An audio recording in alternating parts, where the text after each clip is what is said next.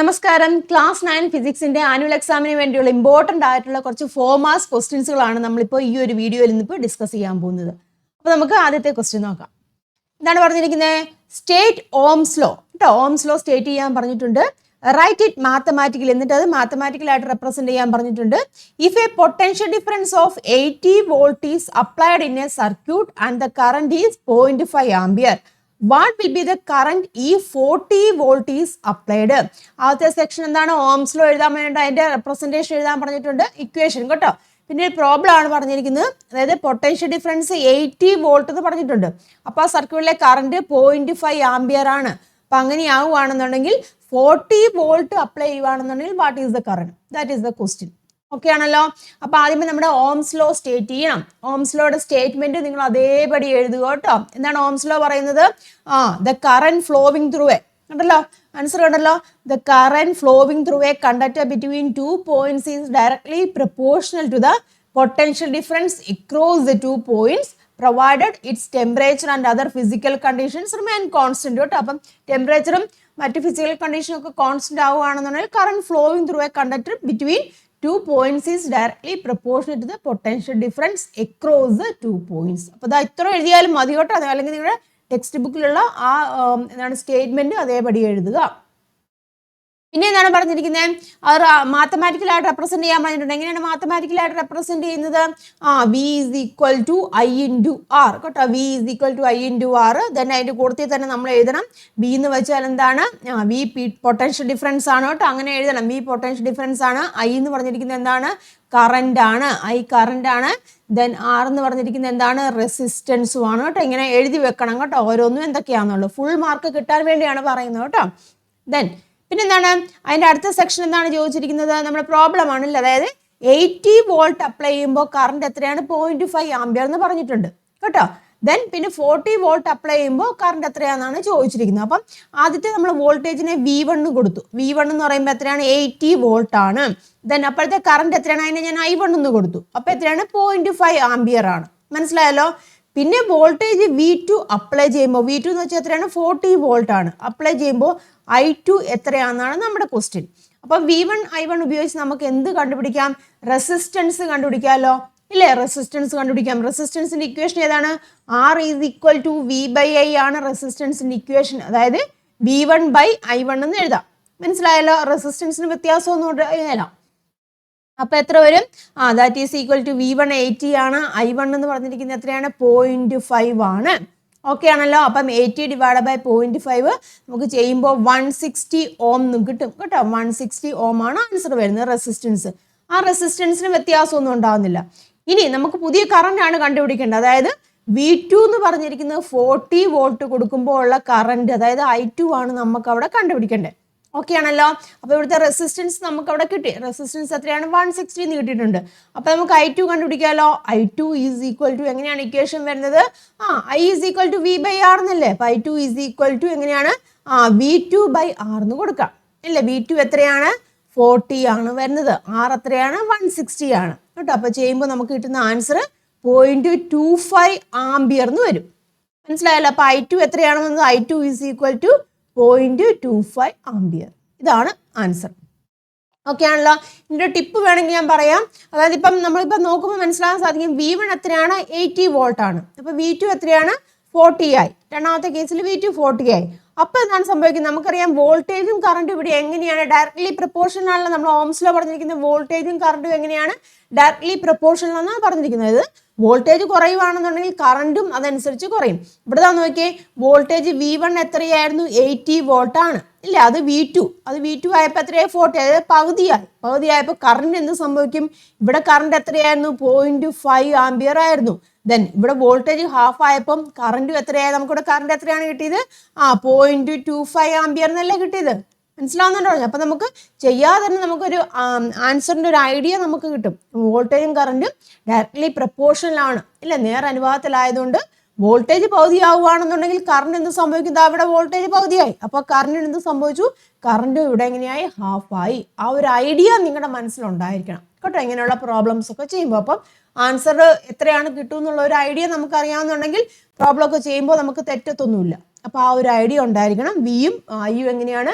Directly proportion ആണ്. V കുറയുവാണെന്നുണ്ടെങ്കിൽ അതനുസരിച്ചിട്ടായിരിക്കും IU അവിടെ കുറയുന്നത്, അല്ലെങ്കിൽ വി കൂടുവാണെന്നുണ്ടെങ്കിൽ അതനുസരിച്ചിട്ട് IU അതേപടി അങ്ങനെ കൂടും. മനസ്സിലായല്ലോ? ആ ഒരു ഐഡിയ വെച്ച് നിങ്ങൾ പ്രോബ്ലംസ് ഒക്കെ ചെയ്യുക. Then next question നോക്കാം. Calculate the potential difference across each resistor in the circuit. ഇവിടെ ഒരു സർക്യൂട്ട് ഡയഗ്രം തന്നിട്ടുണ്ടല്ലോ. R1ഉം R2ഉം റെസിസ്റ്റർ ഉണ്ട്. അത് എങ്ങനെയാണ്? സീരീസ് ആയിട്ടാണ്, ശ്രേണി രീതിയിലാണ് കണക്ട് ചെയ്തിരിക്കുന്നത്. അപ്പൊ എന്ത് കണ്ടുപിടിക്കണം? Potential difference across each resistor. അതായത് ഓരോ റെസിസ്റ്ററിനും അക്രോസ് ആയിട്ടുണ്ടാകുന്ന പൊട്ടൻഷ്യൽ ഡിഫറൻസ് നമുക്ക് അവിടെ കണ്ടുപിടിക്കണം. മനസ്സിലായല്ലോ? പിന്നെന്താണ്? Right 4 factors that affect the resistance of a conductor. ആ കണ്ടക്ടറിന്റെ റെസിസ്റ്റൻസിനെ ഡിപ്പെൻഡ് ചെയ്യുന്ന 4 ഫാക്ടേഴ്സ് എഴുതാൻ പറഞ്ഞിട്ടുണ്ട്. അപ്പൊ ആദ്യമേ നമുക്ക് എന്ത് കണ്ടുപിടിക്കണം? പൊട്ടൻഷ്യൽ ഡിഫറൻസ്, ഓരോ റെസിസ്റ്ററിനും എക്രോസ് ആയിട്ടുണ്ടാകുന്ന പൊട്ടൻഷ്യൽ ഡിഫറൻസ് കണ്ടുപിടിക്കണം. അപ്പൊ ഇവിടെ ഓർക്കേണ്ട ഒരു കാര്യം എന്താണ്? ഇത് സീരീസ് കോമ്പിനേഷൻ ആണ്. സീരീസ് കോമ്പിനേഷൻ ആകുമ്പോൾ എങ്ങനെയാണ്? പൊട്ടൻഷ്യൽ അവിടെ എങ്ങനെയാണ്? ഡിഫറെന്റ് ആയിരിക്കും. പൊട്ടൻഷ്യൽ അവിടെ എങ്ങനെയാണ്? ഡിഫറെന്റ് ആണ്. കറണ്ട് എങ്ങനെയാണ്? കറണ്ട് സെയിം ആയിരിക്കും. അപ്പം ഈ സർക്യൂട്ടിൽ ഫ്ലോ ചെയ്യുന്ന കറണ്ട് എങ്ങനെയായിരിക്കും? സെയിം ആയിരിക്കും. ആ കറണ്ട് നമുക്ക് കണ്ടുപിടിക്കാമല്ലോ, ഇല്ലേ? കറണ്ട് നമുക്ക് കണ്ടുപിടിക്കാം. കറണ്ട് കണ്ടുപിടിക്കണമെങ്കിൽ നമുക്കറിയാം കറണ്ട് ഇക്വേഷൻ ഏതാണ്? I = V/R ആണ്. അപ്പൊ നമുക്ക് റെസിസ്റ്റൻസ് കണ്ടുപിടിക്കണം, ടോട്ടൽ റെസിസ്റ്റൻസ് കണ്ടുപിടിക്കണം, ഇല്ലേ? അപ്പൊ നമുക്ക് എങ്ങനെ എഴുതാം? ടോട്ടൽ റെസിസ്റ്റൻസ്, ഇല്ലേ? ടോട്ടൽ റെസിസ്റ്റൻസ് സീരീസ് ആണ്. അപ്പൊ എങ്ങനെയാണ്? RS എന്ന് കൊടുക്കാം. RS = R1 + R2 ആണ് ഇക്വേഷൻ, കേട്ടോ. നമ്മുടെ ഇക്വേഷനൊക്കെ മാർക്ക് ഉണ്ട്, അതൊക്കെ കൃത്യമായിട്ട് എഴുതുക കേട്ടോ. R1 എത്രയാണ്? 20 ആണ്. R2 എന്ന് പറഞ്ഞിരിക്കുന്നത് 30 ആണ്, ഇല്ലേ? അപ്പം എഫക്റ്റീവ് റെസിസ്റ്റൻസ് അല്ലെങ്കിൽ ടോട്ടൽ റെസിസ്റ്റൻസ് എത്ര കിട്ടും? 50 Ω കിട്ടും, ഇല്ലേ? അപ്പൊ സീരീസ് കോമ്പിനേഷനിൽ എഫക്റ്റീവ് റെസിസ്റ്റൻസ് നമുക്ക് 50 കിട്ടി. അപ്പൊ അത് വെച്ചിട്ട് നമുക്ക് ഇവിടെ കറണ്ട് കണ്ടുപിടിക്കാമല്ലോ. വോൾട്ടേജ് ഇവിടെ 25 തന്നിട്ടുണ്ട്. അപ്പൊ എത്ര വരും? I = V എന്ന് പറഞ്ഞാൽ 25 ആണ്. 25 / 50 വരും, ഇല്ലേ? അപ്പൊ എത്രയാണ് വരുന്നത്? 0.5 ആംപിയർ എന്ന് വരും. അപ്പം ഈ സർക്യൂട്ടിലെ കറണ്ട് എത്രയാണ്? 0.5 ആംപിയർ എന്ന് വന്നു. ഓക്കെ ആണല്ലോ? ഇനി നമുക്ക് ഓരോ റെസിസ്റ്ററിനും എക്രോസ് ആയിട്ടുള്ള വോൾട്ടേജ് കണ്ടുപിടിക്കാമല്ലോ, ഇല്ലേ? അതായത് V എന്ന് പറഞ്ഞിരിക്കുന്നത് എങ്ങനെയാണ്? V = I × R ആണ്, ഇല്ലേ? അപ്പൊ എന്താന്ന് നോക്കിയാൽ ഇതിനെ ക്രോസ് ആയിട്ടുള്ള പൊട്ടൻഷ്യൽ നമുക്ക് V1 എന്ന് കൊടുക്കാം, ഇതിനെ നമുക്ക് V1 എന്നും കൊടുക്കാം, ഇതിനെ നമുക്ക് V2 എന്നും കൊടുക്കാം. അപ്പൊ V1 = എങ്ങനെയാണ്? കറണ്ട് സെയിം ആണ്, I × R1 എന്ന് കൊടുക്കാം, ഇല്ലേ? കറണ്ട് എത്രയാണ്? 0.5 ആണ്. R1 ഇവിടെ എത്രയാണ്? 20 ആണ് വരുന്നത്, ഇല്ലേ? അപ്പം 20 × 0.5 എന്ന് വരുമ്പോൾ എത്രയാണ്? 10 വരും, 10 വോൾട്ട്. അപ്പൊ V1 നമുക്ക് അവിടെ കിട്ടി 10 വോൾട്ട്. ഓക്കെ ആണല്ലോ? ഇനി V2 നമുക്ക് കണ്ടുപിടിക്കാം. V2 = എങ്ങനെയാണ്? V2 = I × R2 എന്ന് പറയാം, ഇല്ലേ? അപ്പം I എന്ന് പറഞ്ഞിരിക്കുന്നത് 0.5 ആണ്. R2 എന്ന് പറഞ്ഞിരിക്കുന്നത് എത്രയാണ്?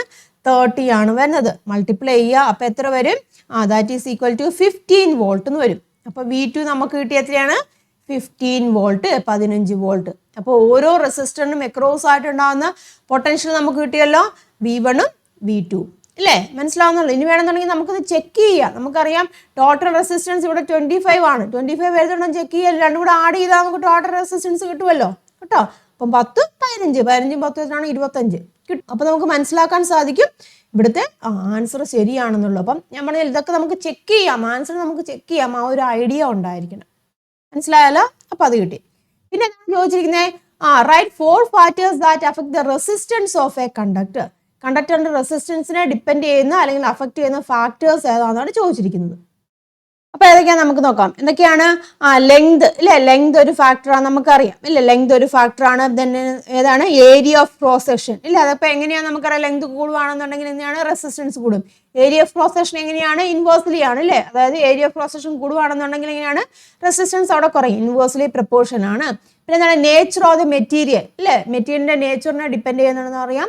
പിന്നെ ടെമ്പറേച്ചർ ഉണ്ട് കേട്ടോ. മെറ്റൽസിന്റെ കേസിലാണെന്നുണ്ടെങ്കിൽ ടെമ്പറേച്ചർ കൂടുവാണെന്നുണ്ടെങ്കിൽ എന്താണ്? റെസിസ്റ്റൻസ് അവിടെ കൂടും. അപ്പൊ പ്രധാനമായിട്ട് ഈ ഒരു 4 factors: length, area of cross section, nature and the temperature. Then next question, hearing loss may occur at birth or later, അല്ലെ? ഹിയറിംഗ് ലോസ് സംഭവിക്കാറുണ്ട്. ഒന്നുകിൽ ജന്മന കേൾവിശക്തി ഇല്ലാത്തതുകൊണ്ട് അല്ലെങ്കിൽ പിന്നെ എന്തെങ്കിലും കാരണങ്ങൾ കൊണ്ടൊക്കെ കേൾവിശക്തി നഷ്ടപ്പെടാറുണ്ട്. What is the name of the device used for detecting hearing loss during a hearing test? Hearing test test ചെയ്യുമ്പോൾ നമ്മൾ അതിൻ്റെ അത് ഉപയോഗിക്കുന്ന മെഷീൻ ഏതാണെന്നാണ് ചോദിച്ചിരിക്കുന്നത്, ഡിവൈസ് ഏതാണെന്നാണ് ചോദിച്ചിരിക്കുന്നത്. ഹിയറിംഗ് ലോസിനെ ഡിറ്റക്ട് ചെയ്യാൻ വേണ്ടി ഉപയോഗിക്കുന്ന മെഷീൻ ഏതാണെന്നാണ് ചോദിച്ചിരിക്കുന്നത്. ഏതാണ്? ഓഡിയോമീറ്റർ, അല്ലേ? ഓഡിയോമീറ്റർ, കേട്ടോ. ഓഡിയോമീറ്റർ ആണ് എന്താ device. What challenges do individuals with a hearing loss typically face? അതായത് ഹിയറിംഗ് ലോസ് ഉള്ളവർ സാധാരണയായിട്ട് ഫേസ് ചെയ്യുന്ന ചലഞ്ചസ് എന്തൊക്കെയാണ്?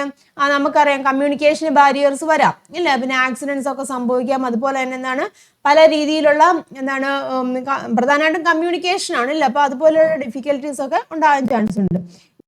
ഇനി റൈറ്റ് ഇനി 2 precautions to be taken to protect ഇയേഴ്സിനെ പ്രൊട്ടക്ട് ചെയ്യാനുള്ള പ്രിക്കോഷൻസ് എന്തൊക്കെയാണെന്ന് ചോദിച്ചിട്ടുണ്ട്. അതായത് നമ്മൾ കൂടുതൽ വലിയ വോളിയത്തിലുള്ള സൗണ്ട് ഒക്കെ കേൾക്കാതിരിക്കുക, അതുപോലെ തന്നെ എന്താണ്, ഷാർപ്പായിട്ടുള്ള ഒബ്ജക്ട്സുകളൊക്കെ ഇയറിലേക്ക് ഇടാതിരിക്കുക, ശ്രദ്ധിക്കുക കേട്ടോ. അതൊക്കെ ടെക്സ്റ്റ് ബുക്കിലുള്ള കാര്യങ്ങൾ തന്നെയാണ് കേട്ടോ, അങ്ങ് എഴുതുക കേട്ടോ. ഇത് അവിടെ കൊടുത്തിട്ടുണ്ട്. ഓഡിയോമീറ്റർ ആണ് ഡിവൈസ്. ചലഞ്ചസ് നമുക്ക് ടെക്സ്റ്റ് ബുക്കിൽ പറഞ്ഞിട്ടുണ്ട് അല്ലേ, കമ്മ്യൂണിക്കേഷൻ അല്ലേ, hearing and understanding speech, difficulty in hearing and understanding speech, അതായത് കമ്മ്യൂണിക്കേഷൻ ആണ് ഉദ്ദേശിക്കുന്നത്. പിന്നെ problem in communication, social interaction ഉണ്ട്. പിന്നെ പ്രോൺ ടു ആക്സിഡൻസ് അല്ലേ, വഴി കൂടെ ഒക്കെ പോകുമ്പോൾ നമുക്ക് വണ്ടി വരുന്ന സൗണ്ട് ഒന്നും കേൾക്കാൻ സാധിക്കുന്നില്ല എന്നുണ്ടെങ്കിൽ ആക്സിഡൻസ് ഒക്കെ സംഭവിക്കാൻ ചാൻസ് ഉണ്ട്. പിന്നെ പ്രിക്കോഷൻസ് എന്തൊക്കെയാണ്? Avoid listening to loud sounds or loud music for a long time. ഒരുപാട് സമയം ലൗഡ് മ്യൂസിക്കും ലൗഡ് സൗണ്ടുകളൊക്കെ, പ്രത്യേകിച്ച് ഇയർഫോൺ ഒക്കെ ഉപയോഗിക്കുമ്പോൾ ഒരുപാട് പ്രശ്നം വരാൻ ചാൻസ് ഉണ്ട്.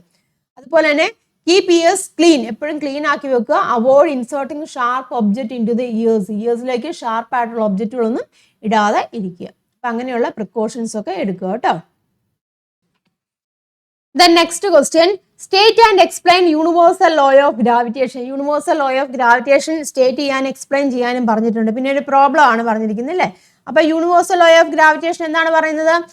Every objects in the universe attracts every other objects with a force which is directly proportional to the product of their masses and inversely proportional to the square of the distance between their centers. That is a universal law of gravitation. And equation എന്ത് വരും?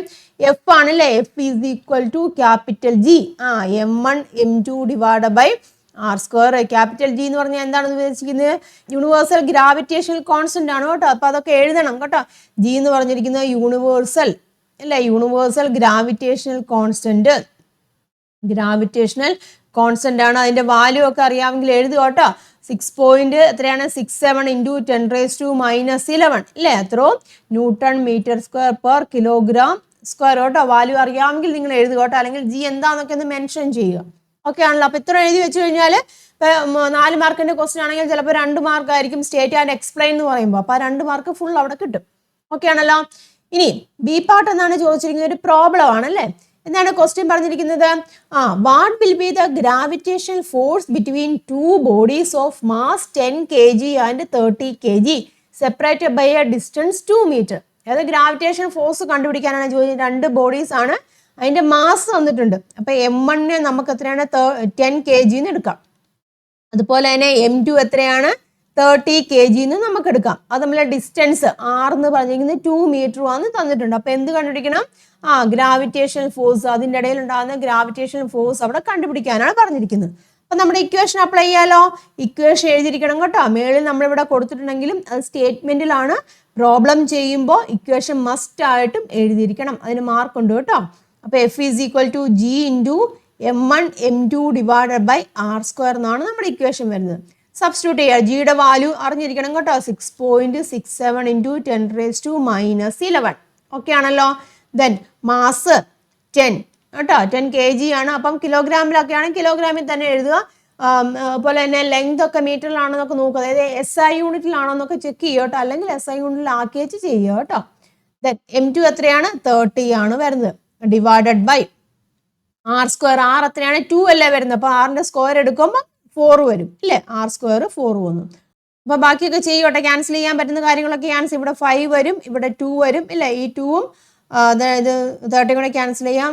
ഇവിടെ എത്രയാണ്? 15 വരും കേട്ടോ. അപ്പൊ 15 into 5 into 6.67 multiply ചെയ്യാം. ഇത് multiply ചെയ്യുമ്പോൾ കിട്ടുന്ന വാല്യൂ എന്ന് വെച്ചാൽ 500 കേട്ടോ. 500.25 into 10⁻⁻11 എന്ന് വരും വാല്യൂ കേട്ടോ. അത്രയും എന്താണ് വരുന്നത്?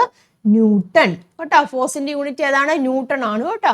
അപ്പൊ നിങ്ങൾ വാല്യൂ അങ്ങനെ തന്നെ എഴുതുക കേട്ടോ. എത്രയാണ് കിട്ടുന്നത്? പവർ ഒക്കെ കേട്ടോ. പവർ നിങ്ങൾ മാറ്റേണ്ട കാര്യമൊന്നുമില്ല. ഇപ്പൊ ഈ പവർ തന്നെ ഇട്ടേച്ചാ. 10⁻⁻11 ഓൾറെഡി ഇവിടെ ഉണ്ട്. അപ്പൊ അത് തന്നെ ഇട്ടേച്ചാൽ മതി. ഓക്കെ ആണല്ലോ. അപ്പൊ അപ്രോക്സിമേറ്റ്ലി ഈ വാല്യൂ ആയിരിക്കും ഫോഴ്സ് എന്ന് പറഞ്ഞത്, അതായത് ഗ്രാവിറ്റേഷണൽ ഫോഴ്സ് എന്ന് പറയുന്നത്. സ്റ്റെപ്പുകൾ ഇമ്പോർട്ടൻ്റ് ആണ്. യൂണിറ്റ് റിസൾട്ടിന് എപ്പോഴും ഈ യൂണിറ്റ് ഉണ്ടായിരിക്കണം കേട്ടോ. യൂണിറ്റിനൊക്കെ മാർക്ക് ഉള്ളതാണ്, ശ്രദ്ധിക്കുക. നെക്സ്റ്റ് ക്വസ്റ്റ്യൻ നോക്കുക. The bottom of the aquarium is seen above the surface of water. അല്ലേ, ഒരു അക്വേറിയത്തിന്റെ ബോട്ടം നമുക്ക് വെള്ളത്തിന്റെ മുകൾ ഭാഗത്ത് കാണാൻ സാധിക്കും. What is the reason? എന്താണ് റീസൺ എന്ന് എനിക്ക് നമുക്കറിയാം അല്ല, അതാണ് ടോട്ടൽ ഇന്റേണൽ റിഫ്ലക്ഷൻ. അല്ലേ, total internal reflection. Total internal reflection മൂലമാണ് നമുക്ക് അങ്ങനെ കാണാൻ സാധിക്കുന്നത്. ഇനി what are the conditions for obtaining this phenomenon? Total internal റിഫ്ലക്ഷന്റെ കണ്ടീഷൻസ് പറയാം. ലൈറ്റ് ട്രാവൽ ചെയ്യുന്നത് എങ്ങനെയായിരിക്കണം? ഡെൻസർ ടു റെയറർ മീഡിയം ആയിരിക്കണം. അതുപോലെ ആംഗിൾ ഓഫ് ഇൻസിഡൻസ് എങ്ങനെയായിരിക്കും? Greater than critical angle. What is critical angle എന്നും ചോദിച്ചിട്ടുണ്ട് കേട്ടോ. അതിന്റെ ഡെഫിനേഷനൊക്കെ ടെക്സ്റ്റ് ബുക്കിലുള്ളതാണ്, അത് അതേപടി എഴുതുക കേട്ടോ. ആൻസർ ഞാൻ ഇവിടെ കൊടുത്തിട്ടുണ്ട്, ഇതാ നോക്കൂ കേട്ടോ. This happens due to total internal reflection of light at the water air boundary. Then conditions ചോദിച്ചിട്ടുണ്ട് കേട്ടോ. ഇങ്ങനെയാണ് ലൈറ്റ് മസ്റ്റ് ട്രാവൽ ഫ്രം, കണ്ടല്ലോ, light must travel from denser to rarer medium കേട്ടോ.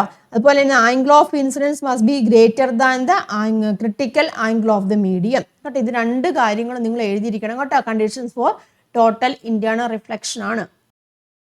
ദെൻ അടുത്തത് എന്താണ് ചോദിച്ചിരിക്കുന്നത്? What is critical angle? അല്ലെ, critical angle എന്ന് പറഞ്ഞാൽ എന്താണ്?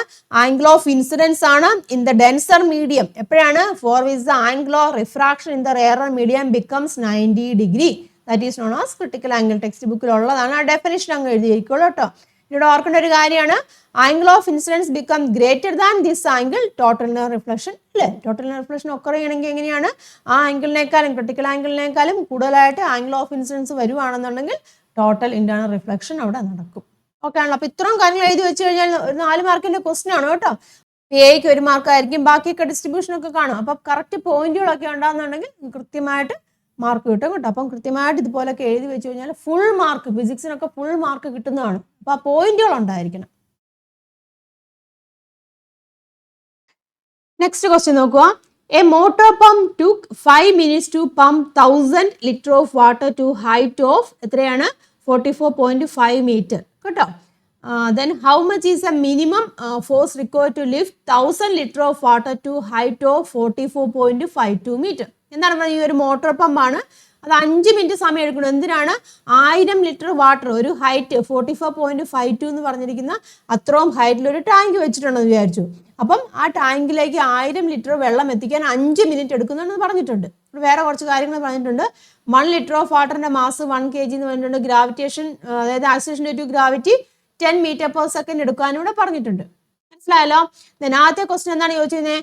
How much is the minimum force required to lift 1000 litre of water to height 44.52 metre. അതായത് 42.52 മീറ്റർ ഹൈറ്റിലാണല്ലോ ടാങ്ക് ഇരിക്കുന്നത്. അപ്പൊ അതിലേക്ക് 1000 ലിറ്റർ ഓഫ് വാട്ടർ വേണം, വാട്ടർ ചെല്ലണം, ലിഫ്റ്റ് ചെയ്യണം. അപ്പൊ അതിനുവേണ്ടി എന്തുമാത്രം ഫോഴ്സ് അവിടെ ആവശ്യമായിട്ടുണ്ടെന്നാണ് ചോദിച്ചിരിക്കുന്നത്. മനസ്സിലാവുന്നുണ്ടോ? ഫോഴ്സ് എന്ന് പറഞ്ഞാൽ എന്താണ് ഉദ്ദേശിക്കുന്നത്? വെയിറ്റിനോട് ഈക്വൽ ആണ്. Force required to lift the water എന്ന് പറഞ്ഞിരിക്കുന്നത് എന്തിനോട് ഈക്വൽ ആണ്? വെയിറ്റിനോട് ഈക്വൽ ആണ്. അപ്പൊ നമുക്കറിയാം എഫ് എന്ന് പറഞ്ഞിരിക്കുക, അല്ലെങ്കിൽ F is equal to W നമുക്ക് എഴുതാം. ഡബ്ല്യു ഈസ് ഈക്വൽ ടു എങ്ങനെയാണ്? എം ഇൻറ്റു ജി എന്ന് എഴുതാം. മനസ്സിലായല്ലോ. അപ്പൊ അതെങ്ങനെ എഴുതാം? മാസ് ഇവിടെ തന്നിട്ടുണ്ട്, ഇവിടെ ഓൾറെഡി പറഞ്ഞിട്ടുണ്ട്. മാസ് ഓഫ് 1 ലിറ്റർ എന്ന് പറഞ്ഞാൽ എത്രയാണ്? 1 kg ആണ്. അപ്പൊ 1000 ലിറ്റർ എന്ന് പറയുമ്പോൾ എത്രയായിരിക്കും? 1000 kg തന്നെയായിരിക്കും. അപ്പൊ മാസ് എത്രയാണ്? 1000 ആണ്. ആക്സിലറേഷൻ ഡ്യൂ ടു ഗ്രാവിറ്റി 10 എടുക്കാൻ പറഞ്ഞിട്ടുണ്ട് ഇല്ലേ? അപ്പൊ എത്ര കിട്ടും? 10,000 എന്ന് വരും ഇല്ലേ? 10,000 എന്താണ്? ന്യൂട്ടൺ അല്ലെ? 10,000 ന്യൂട്ടൺ ഫോഴ്സ് ആവശ്യമായിട്ടുണ്ട്. ഓക്കെ ആണല്ലോ.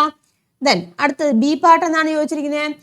Find the work done by the pump during this activity. അപ്പൊ ഈ ആക്ടിവിറ്റി ചെയ്യുമ്പോൾ അവിടെ പമ്പ് ഉണ്ടല്ലോ, പമ്പ് ചെയ്യുന്ന വർക്ക് എന്തുമാത്രമാണെന്നാണ് ചോദിച്ചിരിക്കുന്നത്. വർക്കിന്റെ ഇക്വേഷൻ നമുക്കറിയാലോ. വർക്ക് ഈസ് ഈക്വൽ ടു എന്താണ്? ഫോഴ്സ് ഇൻറ്റു ഡിസ്പ്ലേസ്മെന്റ് ആണ്. ഇവിടുത്തെ ഡിസ്പ്ലേസ്മെന്റ് എന്താണ്? ഹൈറ്റ് ആണ് വരുന്നത് അല്ലേ? അപ്പൊ നമുക്ക് എങ്ങനെ എഴുതാം? W is equal to F into H എന്ന് എഴുതാം അല്ലെ? ഡിസ്പ്ലേസ്മെന്റ് ഹൈറ്റ് ആണ്. എഫ് എന്ന് പറഞ്ഞിരിക്കുന്നത് എത്രയാണ്? നമുക്ക് ഇവിടെ കിട്ടി. ഫോഴ്സ് എത്രയാണ്? 10,000 എന്ന് കിട്ടി.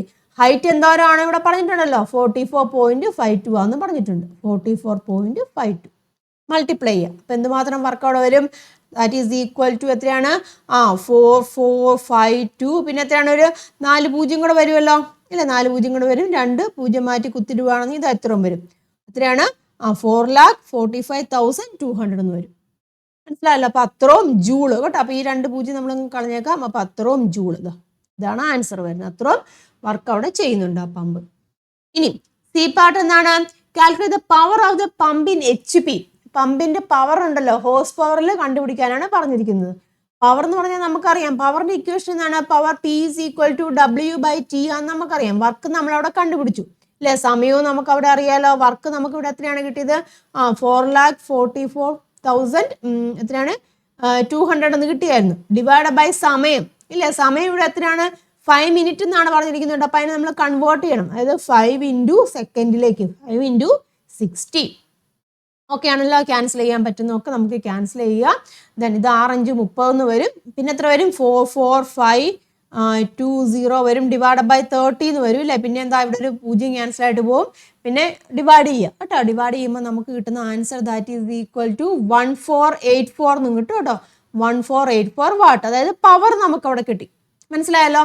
ഇനി ഹോഴ്സ് പവറിലല്ലേ കണ്ടുപിടിക്കണ്ടേ? അപ്പൊ നമുക്കറിയാം 1 ഹോഴ്സ് പവർ 1 HP എന്ന് പറഞ്ഞാൽ എത്രയാണ്? 746 വാട്ടാന്ന് നമുക്കറിയാം ഇല്ല? അപ്പൊ HP എന്ന് പറഞ്ഞാൽ എത്രയായിരിക്കും? HP ഈസ് ഈക്വൽ ടു ആ വാട്ടിലുള്ളതിനെ HP-യിലല്ലേ കണ്ടുപിടിക്കണം. അപ്പം ആ വാട്ടിലുള്ളതിനെ divide by horse power multiply ചെയ്യുക. അപ്പൊ എത്രയാണ്? 1484 പവർ നമുക്ക് അവിടെ കിട്ടി. ഡിവൈഡ് ബൈ എത്രയാണ്? 746 കേട്ടോ. അപ്പൊ വാല്യൂ വരുന്നത് 1.98 എന്ന് വരും കേട്ടോ. 1.98. അപ്പൊ അത്രയാണ് അവിടുത്തെ പവർ എന്ന് പറഞ്ഞിരിക്കുന്നത്. ഹോഴ്സ് പവറിലുള്ള കേട്ടോ. ഇതാണ് 1.98 ഹോഴ്സ് പവർ എന്ന് പറയാം. അപ്പം 1.98 ഹോഴ്സ് പവർ ആണ് അവിടുത്തെ പവർ എന്ന് ഉദ്ദേശിക്കുന്നത്. മനസ്സിലായല്ലോ? അപ്പൊ അങ്ങനെ എഴുതുക. ഇനി എന്താണ് അടുത്തത് ചോദിച്ചിരിക്കുന്നത്? How much is a potential energy of 1000 litre of water after lifted up to 44.52 metre height. അപ്പൊ പൊട്ടൻഷ്യൽ എനർജി കണ്ടുപിടിക്കണം ഇല്ലേ? പൊട്ടൻഷ്യൽ എനർജി കണ്ടുപിടിക്കാമല്ലോ. ഇക്വേഷൻ ഏതാണ്? പൊട്ടൻഷ്യൽ എനർജിയാണ് കണ്ടുപിടിക്കേണ്ടത്. പൊട്ടൻഷ്യൽ എനർജിയുടെ ഇക്വേഷൻ ഏതാണ്? mgh ആണ് നമ്മുടെ പൊട്ടൻഷ്യൽ എനർജിയുടെ ഇക്വേഷൻ ഇല്ലേ? മാസ് നമുക്ക് അവിടെ അറിയാം ഇല്ലേ? 1000 ലിറ്റർ എന്ന് പറയുമ്പോൾ മാസ് 1000 ആണ് വരുന്നത്. G എന്ന് പറഞ്ഞാൽ 10 ആണ് എടുക്കാൻ പറഞ്ഞിട്ടുണ്ട്. ഹൈറ്റ് എത്രയാണ്?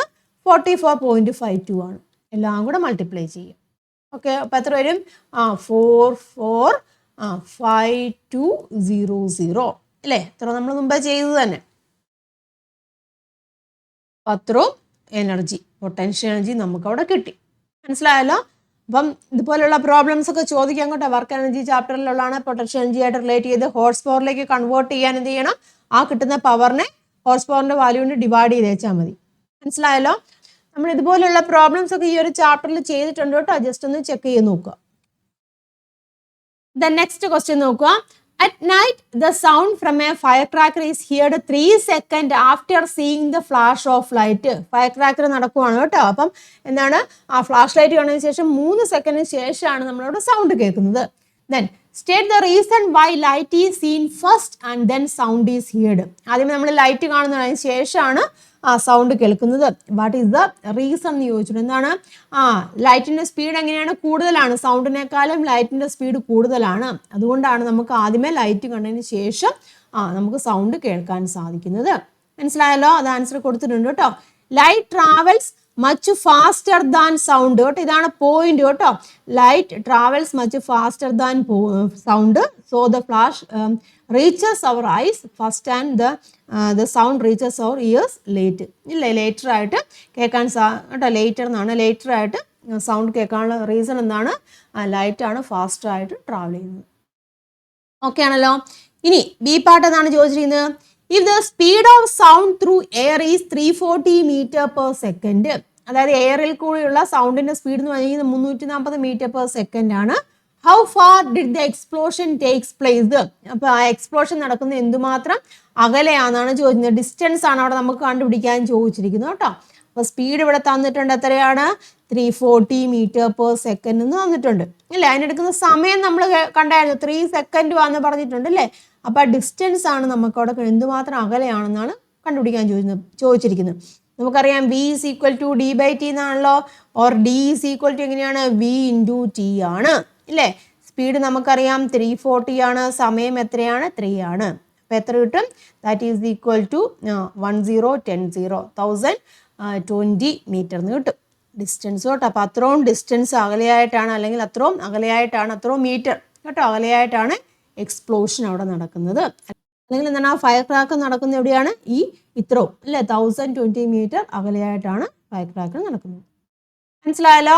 അപ്പൊ ഇത്രയും ക്വസ്റ്റ്യൻസ് ഒരു 4 മാർക്സ് ക്വസ്റ്റ്യൻസുകളാണ്. അപ്പം ഒന്നുകിൽ ഇതേപോലെയുള്ള ക്വസ്റ്റ്യൻ ചോദിക്കാം, ഇതേ ഫോർമാറ്റിലുള്ള ക്വസ്റ്റ്യൻസ് തന്നെ ചോദിക്കാം.